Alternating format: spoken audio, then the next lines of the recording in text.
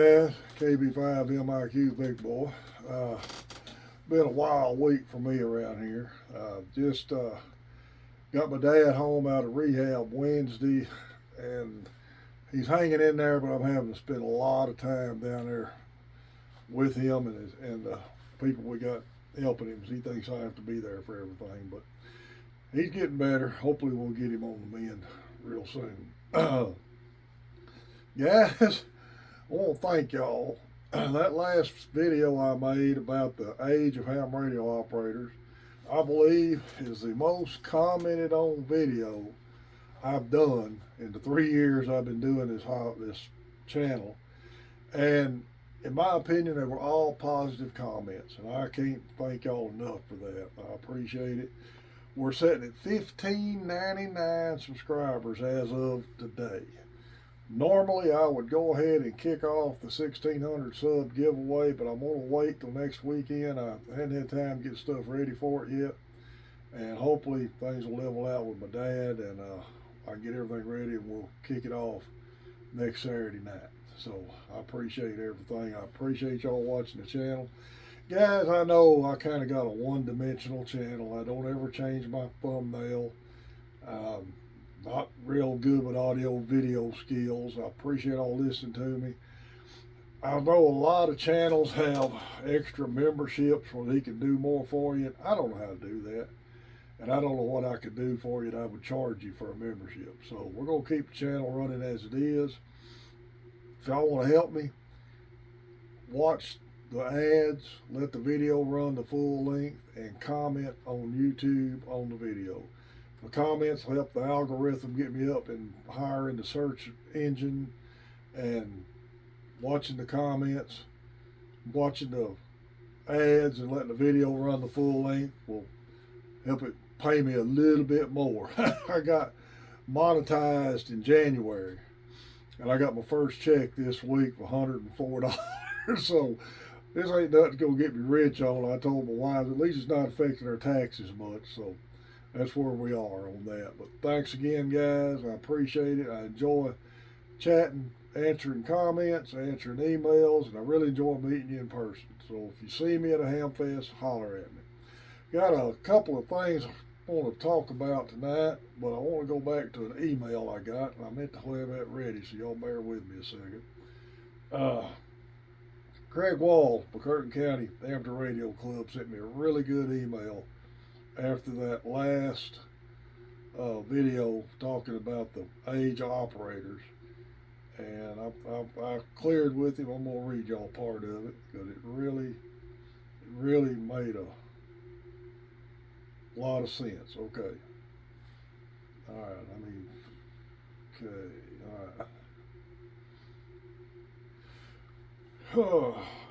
I watched your video on the future of ham radio this morning. I think you made some terrific points on some of the causes of dwindling numbers. We get set in our ways. Our more experienced hams have a mode or method they like to operate, and anything else isn't ham radio. We have to overcome that. For a couple of generations now, people have grown up in a technology age, and the cell phone has dominated the minds and pocketbooks for the last 25 years or so. Kids today don't talk to each other. They text, snap, or use some other social media app to communicate. They watch short videos and demand instant gratification no matter what. So our hobby that requires some hours of commitment to get a license so they can talk to others is not appealing to many of the younger groups. We have to figure out a way to demonstrate to the younger folks the digital modes and the fringe areas of our hobby like Raspberry Pis, D-Star, DMR, packet radio, etc. and have an avenue for them. There are kids that like to build. There are kids that like to tinker. There are a few that like to talk. We have to be diverse enough to show them how fun it can be for them. The downfall of Radio Shack. Back in the day, that was a cool store. An electronic kit or project was easy to obtain. You could always get parts. Now we don't have these stores. Kids don't have that exposure. They just have the cell phones, and when those don't work, Mama buys them a new one. We have promoted the club at Hayworth School. We have another school club forming at Baptiste.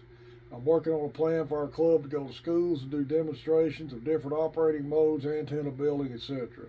I think more of us are going to have to experiment with programs to get out and be visible, so you don't just think we're old men with wearing safety vests with some letters on our hat.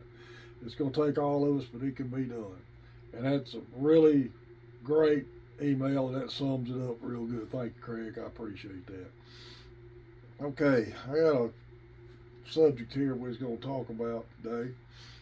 Of course, I'm sure everybody has seen the new Yaesu rig that's coming out. All right. There's already tons of videos out there about the FTX 1F, 160 through 70 meter all mode portable. I'm not going to talk about it. I don't know anything about it. A lot of videos out there already got it. I don't have the money to invest in one. I'm going to link a video to Temporarily Offline Steve. He's got a real good video on this particular radio. So we'll check him out and check his channel out. Also, I just saw where Icom is coming out with a 7760, which is a 200 watt HF 50 megahertz transceiver. Now, that's great, but both these radios are going to be expensive. Not going to lie to you at all. They're both going to be expensive radios.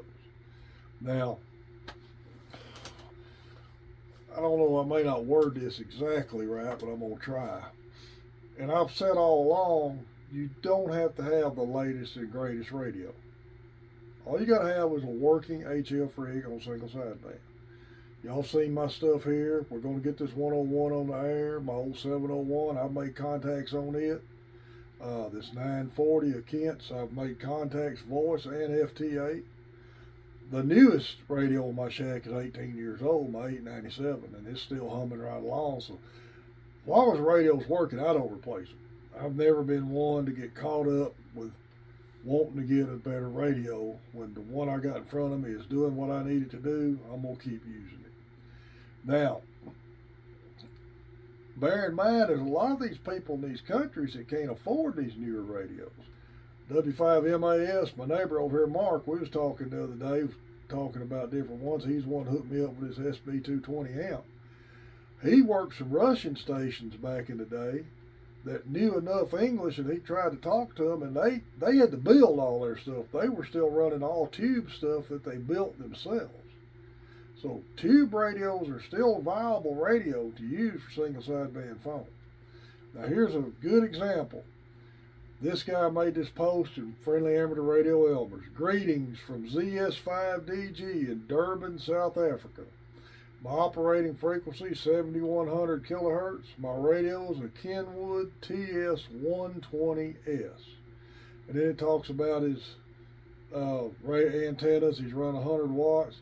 He's been a ham since 1998.